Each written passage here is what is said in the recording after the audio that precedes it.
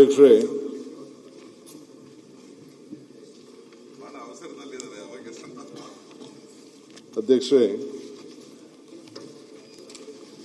ನನಗೆ ನಮ್ಮ ಪಕ್ಷ, ನಮ್ಮೆಲ್ಲ ಶಾಸಕರು, ಇವರೆಲ್ಲರ ನನ್ನ ವಿರೋಧ ಪಕ್ಷದ ಸ್ನೇಹಿತರ ಆಶೀರ್ವಾದದಿಂದ ಮೊದಲೇ ಬಾರಿಗೆ ಬಹಳ ವರ್ಷದ ನಂತರ ಈ ಸ್ಥಾನದಲ್ಲಿ ಕೂರಿಸಿದ್ದಾರೆ. ಇವತ್ತು ನಮ್ಮ ಅಶೋಕ್ ಹೇಳ್ದಂಗೆ ಇದು ನಮ್ಮ ಹೊಸ ಸರ್ಕಾರಕ್ಕೆ ಸಂತೋಷವಾದಂಥ ದಿನ. ನನಗೆ ವೈಯಕ್ತಿಕವಾಗಿ ಬಹಳ ಅತಿ ದುಃಖವಾದಂಥ ದಿನ. ಹುಟ್ಟುವಾಗ ಮಗು ಅಳ್ತಾ ಇರ್ತದೆ, ಸಮಾಜ ಬಹಳ ಸಂತೋಷ ಪಡ್ತದೆ. ಆ ಮಗು ಸಾಧನೆ ಮಾಡಿ ಸತ್ತಾಗ ಮಗು ಸಂತೋಷವಾಗಿರ್ತದೆ, ಸಮಾಜ ಅಳ್ತಾ ಇರ್ತದೆ. ಈ ಮಧ್ಯದಲ್ಲಿ ಸಾವಿನ ಯಜಮಾನ ಭಗವಂತ, ಈತ ಜಗತ್ತಿಗೆ ಒಂದು ದೊಡ್ಡ ತೋಟಗಾರವನ್ನೇ ಮಾಡಿದ್ದಾನೆ. ಇವತ್ತು ನಾವು ಆ ತೋಟದಲ್ಲಿ ನಮ್ಮ ಬೀಜಗಳನ್ನು ಬಿತ್ತಿ ಪ್ರತಿಯೊಬ್ಬರ ಜೀವನ ಅದರ ಸ್ವಭಾವ ತಕ್ಕಂತೆ ಬೆಳೆಸಿಕೊಂಡು ಕೊನೆಯ ದಿನ ಸಾವಿನ ರೂಪದಲ್ಲಿ ನಾವು ಕರೆದುಕೊಂಡು ಹೋಗ್ತಾ ಇದ್ದೇವೆ. ನನಗೆ ಇವತ್ತು ಬಹಳ ಮನಸ್ಸಿಗೆ ಸಂತೋಷದ ಜೊತೆಯಲ್ಲಿ ಅತಿ ಹೆಚ್ಚು ನೋವು ಕೂಡ ಆಗ್ತಾ ಇದೆ. ಎಲ್ಲ ನನ್ನ ಸ್ನೇಹಿತರಿಗೆಲ್ಲ ಕೂಡ ಅರಿವಿದೆ. ಇವತ್ತು ನನ್ನ ಮಿತ್ರರಾದಂಥ ಸುಧಾಕರ್ ಅವರು ನನ್ನ ಆತ್ಮೀಯ ಗೆಳೆಯರಾಗಿದ್ದರು. ನನ್ನ ವಯಸ್ಸೇ, ಆತನ ಕೊನೆಯ ಉಸಿರು ಇಷ್ಟು ಜೊತೆಯಲ್ಲಿ ಇಷ್ಟು ಜಲ್ದಿ ಆಗ್ತದೆ ಅಂತೇಳಿ ನೀವು ಯಾರೂ ಬಯಸಿರಲಿಲ್ಲ. ನನ್ನನ್ನು ಈ ಸ್ಥಾನದಲ್ಲಿ ನೋಡಬೇಕು ಅಂತೇಳಿ ಬಹಳ ಆಸೆ ಪಟ್ಟಂತ ಒಬ್ಬ ಆತ್ಮೀಯ. ನಾನೇನಾಗದೇ ಹೋದ್ರೂ ಚಿಂತೆ ಇಲ್ಲ, ನಿನ್ನ ಸಂಪುಟದಲ್ಲಿ ನಾನು ಮಂತ್ರಿ ಆಗದೇ ಹೋದ್ರೂ ಚಿಂತೆ ಇಲ್ಲ, ನಿನ್ನನ್ನು ಈ ಸ್ಥಾನದಲ್ಲಿ ನೋಡಬೇಕು ಅಂತೇಳಿ ಎಲ್ಲರ ನನ್ನ ಸ್ನೇಹಿತರ ಮಧ್ಯೆ ಮಾತಾಡ್ತಾ ಇದ್ದಿದ್ದು ಎಲ್ಲ ನನ್ನ ಆತ್ಮೀಯರೆಲ್ಲ ಕೂಡ ಅರಿವಿದೆ. ಪ್ರೀತಿಯನ್ನು ಕೂಡ ನಾವು ಒಪ್ಕೊಳ್ಳೇಬೇಕು, ಗೆಳೆತನವನ್ನು ಕೂಡ ನಾವು ಒಪ್ಕೊಳ್ಳೇಬೇಕು, ಸಾವನ್ನು ಕೂಡ ನಾವು ಸ್ವಾಗತಿಸಬೇಕು. ಇದು ನಮ್ಮ ಹಿರಿಯರು ಹೇಳ್ತಾರೆ. ಗೆಳೆಯ ಸುಧಾಕರ್ ಅವರ ವಿಚಾರದಲ್ಲಿ ನಾನು ಅವರ ಸಾವು, ಆ ಒಂದು ತಿಂಗಳ ಆತನ ಬದುಕಿನಲ್ಲಿ ಮಾಡಿದಂಥ ಹೋರಾಟ, ಇವೆಲ್ಲ ನೆನೆಸ್ಕೊಂಡ್ರೆ ನನ್ನ ಸ್ನೇಹಿತ ನಮ್ಮ ಸೋಮಶೇಖರ್ ಇಲ್ಲಿದ್ದಾರೆ, ಇದ್ದಾರೆ. ನವೆಂಬರ್ 14ನೇ ತಾರೀಕು ನಾವು ಸಹಕಾರ ಸಚಿವರಾಗಿದ್ದೆ. ಎಸ್.ಎಂ. ಕೃಷ್ಣರವರು ಈ ಕುರ್ಚಿಯಲ್ಲಿ ಕೂತಿದ್ರು. ವಿಲಾಸರಾವ್ ದೇಶಮುಖ್ರವರು ಕರೆಸಿ ಒಂದು ಸಹಕಾರ ಸಪ್ತಾಹವನ್ನು ನಾವು ಮಾಡಿದೆವು. ಸಾಯಂಕಾಲ ರಾತ್ರಿ ಊಟ ಡಿನ್ನರು ಎಲ್ಲ ಯಾರು ಸಹಕಾರ ಕೊಟ್ಟರು ಅವ್ರಿಗೆಲ್ಲ ಕೊಟ್ಟರು. ಆ ಜವಾಬ್ದಾರಿಯನ್ನು ನಮ್ಮ ಸೋಮಶೇಖರ್ಗೆ ಕೊಟ್ಟಿದ್ದೆ. ಇದೇ ನಮ್ಮ ಅಟ್ರಿಯ ಹೋಟೆಲ್ನಲ್ಲಿ ಒಬ್ಬ ಮುದ್ದೂರ್ ಅಂತ ಒಬ್ಬ ನಮ್ಮ ಅಧಿಕಾರಿ, ಅಡಿಷನಲ್ ರಿಜಿಸ್ಟರ್ ಆಫ್ ಕೋಆಪರೇಟಿವ್ಸ್, ಆತ 11 ಗಂಟೆ ರಾತ್ರಿ ಊಟ ಆದಮೇಲೆ ನನ್ನ ಕುಂಡಿಸ್ಕೊಂಡು, ನಾನು ಅವತ್ತು ಬೆಳಗ್ಗೆ ಕೆಲವು ವಿಚಾರಗಳನ್ನು ಮಾತಾಡಿದ್ದೆ ಅಸೆಂಬ್ಲಿಯಲ್ಲಿ, ಇದರಲ್ಲಿ ಮೀಟಿಂಗ್ನಲ್ಲಿ, ನನ್ನ ಕುಂಡಿಸ್ಕೊಂಡು ನಿಮ್ಗೇನೋ ಕೆಲವೊಂದು ವಿಚಾರವನ್ನು ನಾನು ಹೇಳಬೇಕಾಗಿದೆ ಅಂತೇಳಿ ಕುಂಡಿಸ್ಕೊಂಡು ಹೇಳ್ದ. ಏನು ಹೇಳಪ್ಪ ಅಂತ ಹೇಳಿದೆ. ಬಹಳ ಹಿರಿಯ ಆಫೀಸರ್. ಕ್ಷಣಂ ಚಿತ್ತಂ ಕ್ಷಣಂ ವಿತ್ತಂ ಕ್ಷಣಂ ಜೀವನ ಮೇವಚ್ಚ ಯಮಸ್ಯ ಕರ್ಣಾನಾಸ್ತಿ ತಸ್ಮಾತ್ ಜಾಗೃತ ಜಾಗೃತ ಜಾಗೃತ ಅಂತ. ಅಂದ್ರೆ ನಿನ್ನ ಪ್ರತಿಯೊಂದು ಕ್ಷಣ ಕೂಡ ಬಹಳ ಪವಿತ್ರವಾದ್ದು. ನೀನೇನಾದ್ರು ಸಾಧನೆ ಮಾಡಬೇಕು ಅಂದರೆ, ಏನಾದ್ರು ಒಳ್ಳೇದು ಮಾಡಬೇಕಾದ್ರೆ ಯಾವ್ದಾದ್ರು ರೂಪದಲ್ಲಿ ನೀನು ಲೇಟ್ ಮಾಡಕ್ಕೆ ಹೋಗ್ಬೇಡ, ನೀನು ಯಾವುದಕ್ಕೂ ಕಾಯಕ್ಕೆ ಹೋಗ್ಬೇಡ, ನಿನ್ನ ತೀರ್ಮಾನ ಜಾಗೃತರಾಗಿರಲಿ ಅಂಥೇಳಿ ಆತ ಜಲ್ದಿ ತೀರ್ಮಾನ ತೆಗೆದುಕೊಳ್ಬೇಕು ಅಂತ ನನಗೆ ಆದಂಥ ಒಂದು ಹಿರಿಯದಂಥ ಒಂದು ಬುದ್ಧಿವಾದವನ್ನು ಹೇಳ್ದ. ಇನ್ನು ಅದರ ಅರ್ಥ ಹೇಳ್ಕೊಂಡೋದ್ರೆ ಇನ್ನೂ ಸ್ವಲ್ಪ ಲೇಟಾಗಿ ಆಗ್ತದೆ. ನಾನು ಜಸ್ಟ್ ಶಾರ್ಟಾಗಿ ಹೇಳ್ತಾ ಇದ್ದೀನಿ. ಹೇಳ್ಬಿಟ್ಟು ಮನೆಗೆ ಹೋದೆ. ಮನೆಗೆ ಹೋಗಿ ಬೆಳಗ್ಗೆ 6:15 ಗಂಟೆ ನನ್ನ ಜೊತೆ ಅವತ್ತಿಂದ ಕೂಡ ಸುಮಾರು ಒಂದು 35 ವರ್ಷದಿಂದ ವಿಶ್ವನಾಥ್ ರೆಡ್ಡಿ ಅವರು ಅಂತ ಒಬ್ಬರು ಇಲ್ಲಿದ್ದಾರೆ, ನನ್ನ ಸ್ಪೆಷಲ್ ಆಫೀಸರು, OST ಎಲ್ಲ ಇದ್ದಾರೆ, ಅಡ್ವೈಸರ್ ಎಲ್ಲ ಆಗಿದ್ದಾರೆ, ಆಗ PS ಆಗಿದ್ರು. ಅವ್ರು ನನಗೆ ಫೋನ್ ಮಾಡಿದ್ರು. ಫೋನ್ ಮಾಡಿಬಿಟ್ಟು, ಸರ್ ಮುದ್ನೂರ್ ಅವರು ಇಲ್ಲ, ಬೆಳಗ್ಗೆ 5:15 ಗಂಟೆಗೆ ಹಾರ್ಟ್ ಅಟ್ಯಾಕ್ ಆಗಿದೆ ಅಂತ. ನಾನು ಯಾಕೆ ಈ ಮಾತು ಹೇಳ್ತಾ ಇದ್ದೀನಿ ಅಂತಂದರೆ, ನಾವು ಯಾರೂ ಪರ್ಮನೆಂಟ್ ಇಲ್ಲ, ಯಾರೂ ಪರ್ಮನೆಂಟ್ ಇಲ್ಲ. ಸೊ ಇವತ್ತು ನಮ್ಮ ಗೆಳೆಯ ಸುಧಾಕರ್ ಅವರಲ್ಲಿ ಕೂಡ ನನಗೆ ಅಪಾರವಾದಂಥ, ನಾನು ಇಷ್ಟು ಜಲ್ದಿ ಆತನ ಅಭ್ಯಾಸ ಕೂಡ ನನಗೆ ಅಷ್ಟು ಭಾಳ ಆತ್ಮೀಯನಾಗಿದ್ರು ಕೂಡ ಅರಿವಿರಲಿಲ್ಲ ನನಗೆ. ಬರೀ ಕಾಲ್ ಆಪರೇಷನ್ ಮಾಡಿಸ್ಕೊಂಡು ಹೋಗ್ತೀನಿ ಅಂತೇಳಿ ನಮ್ಮ ಕೆಲವು ಸ್ನೇಹಿತರು ಡಾಕ್ಟರ್ಗಳು 1-2-3 ಜನ ಸೇರಿ ಹೋಗಿ ಸೇರ್ಕೊಂಡಿದ್ದಷ್ಟೇ. ನೋಡಿದ್ರೆ 3ನೇ ದಿನ 4ನೇ ದಿನ ಆತ ಸಿಗರೇಟ್ ಸೇರ್ತಾನೆ ಅನ್ನೋದು ಕೂಡ ನನಗೆ ಗೊತ್ತಿಲ್ಲ. ಸಿಗರೇಟ್ ಸೇರೋ ಅಭ್ಯಾಸ ಕೂಡ ಐತಂತೆ. ಸಾಯಂಕಾಲ ಸೇರ್ತಿದ್ದವು ಕೆಲವು ಸಂದರ್ಭದಲ್ಲಿ. ಆಗ ಬೇಕಾದಷ್ಟು ಚರ್ಚೆಗಳು ವಿಚಾರಗಳೆಲ್ಲ ನಡೀತಾ ಇತ್ತು. ಬಹಳ ಪ್ರಯತ್ನ ಮಾಡ್ದು ಆತನ ಉಳಿಸ್ಕೊಳ್ಬೇಕು ಅಂತೇಳಿ, ಬೇಕಾದಷ್ಟು ಹತ್ರ ಚರ್ಚೆ ಮಾಡ್ದು. ಸೊ ಕೊನೆಗೆ ಆತ ಕೊನೆ ಉಸಿರು ಹಿಡಿಬೇಕಾಯ್ತು. ಸೊ ಸರ್ಕಾರ ಅವರಿಗೆ ಏನು ಗೌರವ ಕೊಡಬೇಕು ಕೊಟ್ಟು, ಅದು ಮುಖ್ಯ ಅಲ್ಲ. ಅದೇ ಸಾವನ್ನ ಬಹಳ ಕಷ್ಟದಿಂದ ಆತ ಒಪ್ಕೊಳ್ಬೇಕಾದಂಥ ಒಂದು ಪರಿಸ್ಥಿತಿ ಬಂತು. ಕೃಷ್ಣ ಯಾವಾಗಲೂ ಕೂಡ ಸಾವನ್ನ ಒಪ್ಪಲೇಬೇಕು ಅನ್ನೋದನ್ನ ನಮಗೆ ಮಾರ್ಗದರ್ಶನ ಕೊಟ್ಟಿದ್ದಾರೆ. ಬುದ್ಧರವರು ಸಾವನ್ನ ಉಳ್ಕೊಂಡು ಹೋಗ್ಬೇಕು ನೀವು ಅಂತ ಹೇಳ್ತಾರೆ. ಸಾವಿಲ್ಲದೆ ಮನೆಯೇ ಇಲ್ಲ, ಸಾಸಿವೆ ತೆಗೆದುಕೊಂಡು ಸಾವಿಲ್ಲದೆ ಹೋದ ಮನೆಯಲ್ಲಿ ಅಂತೇಳಿ ನಮಗೆ ಮಾರ್ಗದರ್ಶನ ಕೊಟ್ಟದ್ದು ಕೂಡ ನಾವೆಲ್ಲ ನೋಡಿದ್ದೇವೆ. ಆದರೆ ಈ ಸಂದರ್ಭದಲ್ಲಿ ಹುಟ್ಟು ನಮ್ಮದು ಅಲ್ಲ, ಸಾವು ನಮ್ಮದಲ್ಲ, ಇದರ ನಡುವೆ ಬದುಕು ಬರುವುದು ಮಾತ್ರ ನಮ್ಮದು ಅನ್ನೋದು ಕೂಡ ನಾವೆಲ್ಲ ಅರ್ಥಕೊಳ್ಬೇಕಾಗಿದೆ. ನಾನು ಗೆಳೆಯ ಸುಧಾಕರ್ ಅವರ ಮರಣದಲ್ಲಿ ಸಾರ್ಥಕತೆಯನ್ನು ಕೂಡ ನಾನು ಕಂಡಿದ್ದೇನೆ. ಅವರೊಬ್ಬ ಸೌಮ್ಯ ಸ್ವಭಾವದ ಹಸನ್ಮುಖದ ಒಬ್ಬ ದೊಡ್ಡ ರಾಜಕಾರಣಿ. ನಾವು ಭಾರತ್ ಜೋಡೋ ಯಾತ್ರೆ ಮಾಡ್ತಿದ್ದೋ, ತಾವು ಕೂಡ ಇದ್ದೀರಿ, ತಾವದೇ ಪಾರ್ಲಿಮೆಂಟ್ ಕ್ಷೇತ್ರದಲ್ಲಿ ಇದ್ದೀರಿ. ಅವತ್ತು ಭೀಕರವಾದಂತಹ ಮಳೆ ನಮ್ಮ ಯಾತ್ರೆಗೆ ದೊಡ್ಡ ಅಡಚಣೆ.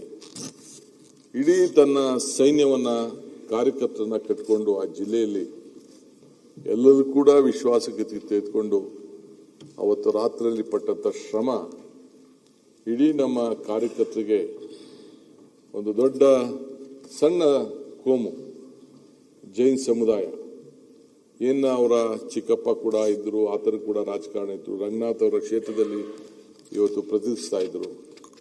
ಅಂತ ರಾಜಕಾರಣಿ ಬಹುಶಃ ಎಲ್ಲರೂ ಕೂಡ ಒಟ್ಟಿಗೆ ತೆಗೆದುಕೊಂಡೋಗಿ ರಾಜಕಾರಣವನ್ನು ಮಾಡಿದ್ದು ನಾವೆಲ್ಲ ನೋಡಿದ್ದೇವೆ.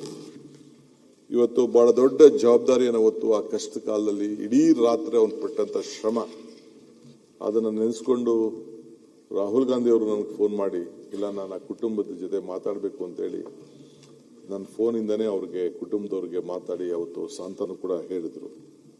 ಸೊ ಅವರ ಮೂರ್ತಿ ಚಿಕ್ಕದಾದ್ರೂ ಕೂಡ ಕೀರ್ತಿ ಬಹಳ ದೊಡ್ಡದು ಅನ್ನೋದನ್ನ ಆ ಕ್ಷೇತ್ರದ ಅಪಾರ ಜನ, ಆ ಜಿಲ್ಲೆಯವರೆಲ್ಲ ಕೂಡ ಇವತ್ತು ಸ್ಮರಿಸ್ಕೊಳ್ತಾರೆ. ಏನೇ ಅವ್ರಿಗೆ 2 ಪೋರ್ಟ್ಫೋಲಿಯೋ ಕೊಟ್ಟಿದ್ದು, ಪ್ಲಾನಿಂಗ್ ಸ್ಟ್ಯಾಟಿಸ್ಟಿಕ್ಸ್ ಮತ್ತು ಮುಜರಾಯಿ. ಆಮೇಲೆ ನಾನೇ ರಾಮಲಿಂಗಾರೆಡ್ಡಿ ಅವ್ರಿಗೆ ಹೋಗಿ ರಿಕ್ವೆಸ್ಟ್ ಮಾಡಿಕೊಂಡೆ, ಅವ್ರದ್ದೇನೋ ಸ್ವಲ್ಪ ಮುನ್ಸಿತ್ತು. ಆಗ ನಾನು ಹೋಗಿದ ತಕ್ಷಣ ಆ ಮುಜರಾಯಿ ತೆಗೆದುಬಿಟ್ಟು ರಾಮಲಿಂಗಾರೆಡ್ಡಿ ಕೊಟ್ಟೆ. ಒಂದು ಮಾತು ಕೂಡ ಆಡಲಿಲ್ಲ. ನಿನಗೋಸ್ಕರ ನಾನು ಪೋರ್ಟ್ಫೋಲಿಯೋನೇ ಇಲ್ಲದೆ ನನ್ನ ಕೆಲಸವನ್ನು ಮಾಡಲಿಕ್ಕೆ ನಾನು ಬದ್ಧನಾಗಿದ್ದೇನೆ ಅನ್ನೋ ಒಂದು ಶಿಸ್ತು ನನ್ನ ಮಿತ್ರ, ಆತ್ಮೀಯ ಮಿತ್ರ ಸುಧಾಕರ್ ಅವರಲ್ಲಿತ್ತು. ಅವರು ನೀರಾವರಿ ಅಭಿವೃದ್ಧಿಗೋಸ್ಕರ ಒಂದು ದೊಡ್ಡ ಕನಸನ್ನ ಕಂಡಿದ್ದರು. ಹುಟ್ಟಿದ ಮೇಲೆ ಸಾವು ಖಚಿತ. ನಾನು ಆಗಾಗ ಹೇಳ್ತಾ ಇರ್ತೀನಿ, ಮನುಷ್ಯನ ಹುಟ್ಟು ಆಕಸ್ಮಿಕವಾದ್ದು, ಸಾವು ಅನಿವಾರ್ಯ, ಜನನ ಉಚಿತ, ಮರಣ ಖಚಿತ ಅಂತ ಅನೇಕ ಸಂದರ್ಭದಲ್ಲಿ ಇಲ್ಲಿ ನಾನು ಮಾತಾಡಿದ್ದೇನೆ. ಸೊ ಇವತ್ತು ಹುಟ್ಟಿದ ಮೇಲೆ ಸಾವು ಖಚಿತ, ಶೋಕ ಮಾಡಬೇಕಾದ್ದು ಕರ್ತವ್ಯ, ಅದೇನು ಪ್ರಯೋಜನ ಇಲ್ಲ. ಆದರೆ ಅವರ ಪ್ರಮುಖವಾದಂಥ ಕನಸುಗಳು, ಯೋಜನೆಗಳು ಆ ಜಿಲ್ಲೆಗೆ, ನೀರಾವರಿಗೆ ತಮ್ಮ ಜೊತೆಯಲ್ಲಿ ಕೈ ಜೋಡಿಸಿ ನೀರಾವರಿಗೆ ಏನು ಮಾಡಿದಂಥ ಶ್ರಮ ಇದೆಯಲ್ಲ, ಅದು ನಿಜವಾಗ್ಲೂ ನಾನು ಒಪ್ಪಲೇಬೇಕಾದ್ದು. ಪ್ರತಿ ಹಂತದಲ್ಲೂ ಕೂಡ ನನ್ನ ಕೊನೆಗೆ ಆ ಜಿಲ್ಲೆಯಲ್ಲಿರುವಂಥ ಒಂದು ನೀರಾವರಿ ಯೋಜನೆಗೆ ನನ್ನ ಕೈಯಲ್ಲಿ ಹೋಗಿ ಟ್ರಯಲ್ ರನ್ ಮಾಡಿಸ್ಬೇಕು ಅಂತೇಳಿ ಅವರು, ರಘುಮೂರ್ತಿಯವರು, ನಮ್ಮ ಪಪ್ಪಿಯವರು, ನಮ್ಮ ಗೋವಿಂದಪ್ಪನವರು, ಗೋಪಾಲ್ ಕೃಷ್ಣ ಅವರೆಲ್ಲ ಕೂಡ ನನ್ನ ಕರ್ಕೊಂಡೋಗಿ ಭಾಳ ದೊಡ್ಡ ಪ್ರಯತ್ನ ಮಾಡಿದ್ರು. ಬಟ್ ಆ ಟ್ರಯಲ್ ರನ್ನ ನನ್ನ ಕೈಲಿ ಅವರು ಬದುಕಿದಾಗ ಮಾಡೋಕ್ಕಾಗಲಿಲ್ಲ. ಸೊ ಅವರ ನೆನಪಿನಲ್ಲಿ ನಾನು ಕೂಡ ಒಂದು ಏನು ಆ ಸಣ್ಣ ಒಂದು ನೀರಾವರಿ ಯೋಜನೆ ಇದೆ, ಅವರ ಹೆಸರನ್ನ ನಾಮಕರಣ ಮಾಡಬೇಕು ಅಂತೇಳಿ ನಾನು ನಿರ್ಧಾರವನ್ನು ಕೂಡ ನಾನು ಮಾಡಿದ್ದೇನೆ. ಸೊ ಅದಕ್ಕೆ ಸುಧಾಕರ್ ಯಾವತ್ತೂ ಕೂಡ ಬಹಳ ದೊಡ್ಡ ಅಮರರು ಅಂತೇಳಿ ನಾನು ಭಾವಿಸ್ಕೊಂಡಿದ್ದೇನೆ.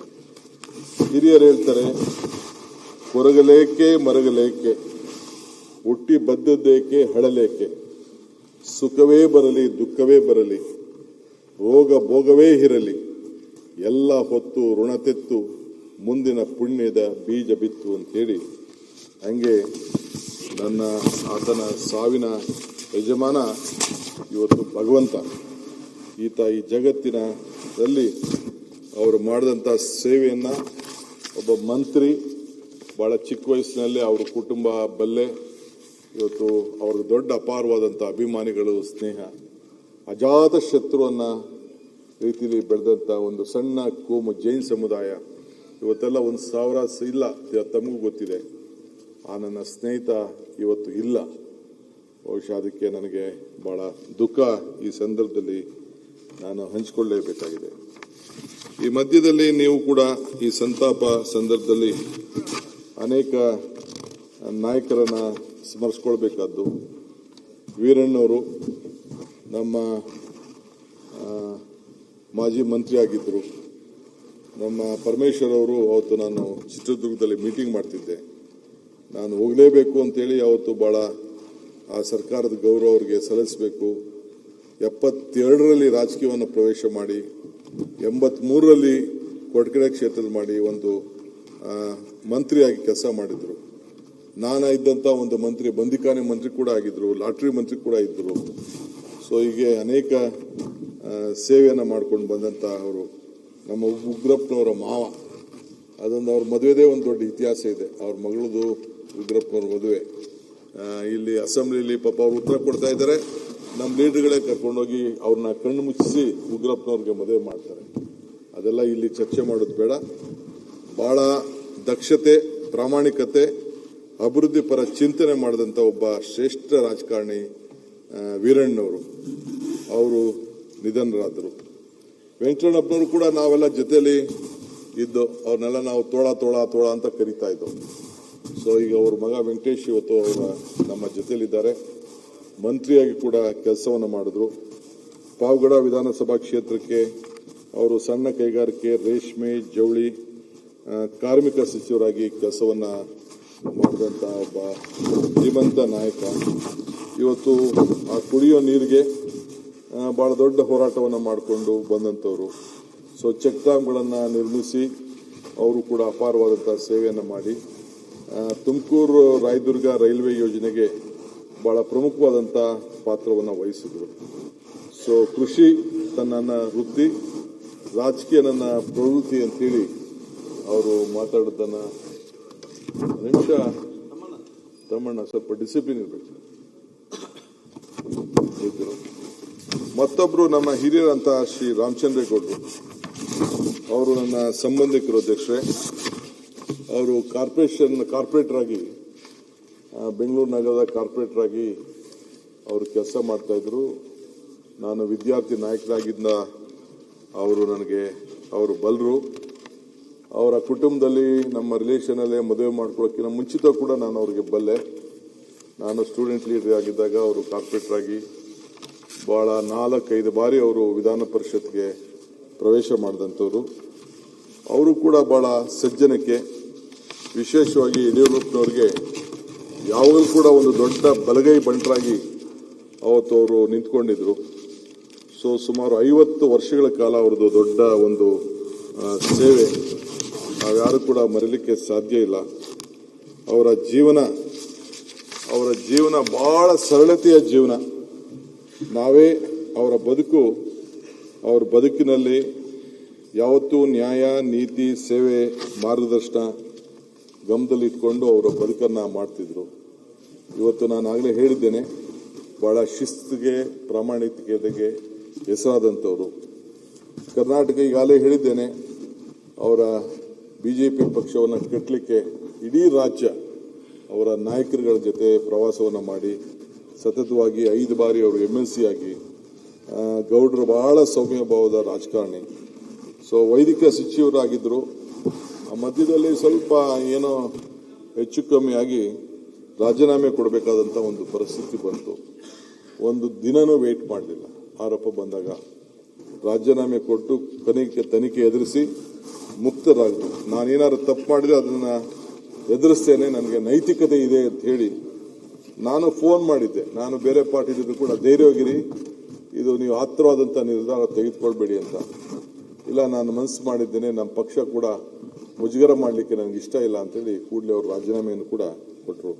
ಅವ್ರ PA ನನ್ನ ಮನೆ ಎದುರುಗಡೆನೇ ಇದ್ದ. ಅವನಿಗೆ ಹೇಳಿದೆ, ನೀನೇನೋ ಹೆಚ್ಚು ಕಮ್ಮಿ ಮಾಡಿದ್ಯಾ ಅಂತ ಕಾಣ್ತಿದೆ ಅಂತ. ಅವನು ಏನೋ ಹೇಳ್ತಿದ್ದ. ಆದರೂ ಅವರು ನಿರ್ಧಾರವನ್ನು ತೆಗೆದುಕೊಂಡು ಅವತ್ತು ರಾಜೀನಾಮೆಯನ್ನು ಕೊಟ್ಟರು. ಇವತ್ತು ಅವರು ಕೂಡ ನಮ್ಮ ಜೊತೆಯಲ್ಲಿಲ್ಲ.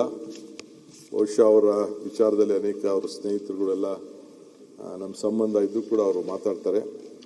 ಹನುಮಂತಪ್ಪನವರು, ನಮ್ಮ ಹನುಮಂತಪ್ಪನವರು, ಚಿತ್ರದುರ್ಗದವರು, ನನಗೆ ಭಾಳ ಆತ್ಮೀಯರು. ಜನರಾಷ್ಟ್ರದಲ್ಲಿ ಅವರು ರೈಲ್ವೆ ಕಮಿಷನ್ ಅಧ್ಯಕ್ಷರಾಗಿ ಕೆಲಸ ಮಾಡ್ತಿದ್ರು. ನನ್ನ ಜೊತೆ ಭಾಳ ಒಡನಾಟ. ನಾನು ರೂಮ್ ನಂಬರ್ 108ರಲ್ಲಿದ್ದೆ ಜನಲಾಸ್ಟ್ರಲ್ಲಿ, ಅವರು 110ರಲ್ಲಿದ್ದರು. ಇಬ್ಬರು ನಾವೆಲ್ಲ ಅನೇಕ ಸಂದರ್ಭದಲ್ಲಿ ಅಕ್ಕಪಕ್ಕದಲ್ಲಿ ನಾವು ರಾಜಕಾರಣವನ್ನು ಮಾಡ್ಕೊಂಡು ಬಂದಂಥವ್ರು.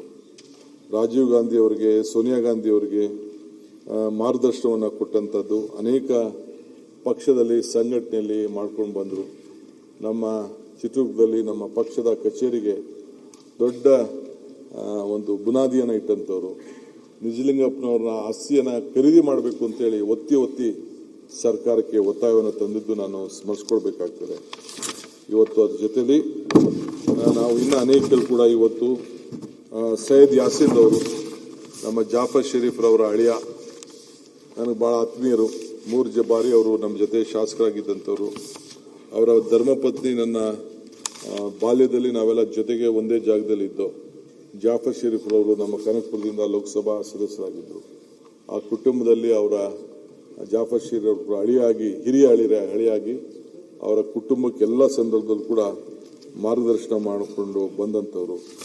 ಹೀಗೆ ಇವತ್ತು ಅನೇಕ ನಾಯಕರನ್ನ, ನಮ್ಮ ಮಾಜಿ ಶಾಸಕರಂತ ಶ್ರೀನಿವಾಸರವರು ಮತ್ತು ವೆಂಕಟಾಚಲಯ್ಯನವರು, ಅವರು ನಾನು ಜಿಲ್ಲಾ ಪಂಚಾಯತ್ನಲ್ಲಿ ಒಟ್ಟಿಗೆ ಸದಸ್ಯರಾಗಿದ್ದೆ.